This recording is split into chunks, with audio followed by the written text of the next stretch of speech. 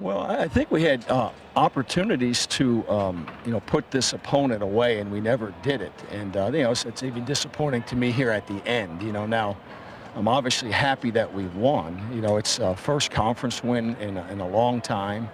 Puts us at 3-1. 1-0 in conference play heading home. So, I'm happy about that. I'm proud of our kids for coming down here and finding a way to win and win with a comfortable margin. At the half, we couldn't knock the ball in down there on the goal line, and that's always going to be a concern if you aren't able to do that. We could have, maybe even should have thrown it, but I wasn't in that mindset. I wanted to knock them off the ball and run it in there, and we just really struggled to get movement in there. So that's why I was not pleased at the half. As the second half unfolded, I thought we took control a little bit. I took some guys out there in the third quarter and then obviously in the fourth quarter. And, Georgia State was able to finish with another score there at the end. But happy to win. I just wasn't quite as pleased with our production and maybe our consistency out there today. Tell me, was there something that the coaching staff saw about Georgia State and the quarterback being able to rush the football? John had a great day on the ground today for you. Yeah, it's just a big part of what we do.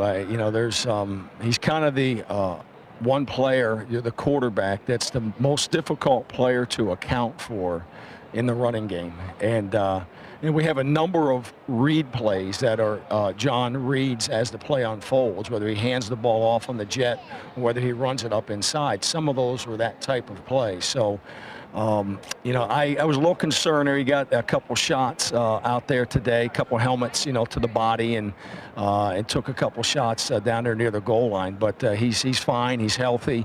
I did pull him, though, because I just didn't feel we needed to have him out there anymore running the football. Tell me about the play of your defense. Another strong performance today, holding on several fourth down opportunities. They certainly seem to be getting better each week. Yeah, at the very end in the fourth quarter, Doug Howell made two, really big plays. Great interception in the end zone against their best player, number 2. He was a really good football player. Then he made another play here on that last drive. They had the ball down in the red zone there in the second quarter. We must have batted 3 or 4 balls in a row. Coop had his hands on 1 or 2.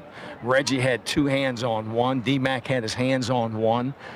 So it was pretty encouraging to see us being that active around the football on defense. As you go into a big game next week against Old Dominion at home, give me a state of the program. Where do you think your team is right now coming in 3-1? Well, I think we're right where we need to be. I think that I would have liked to have a little more momentum here today.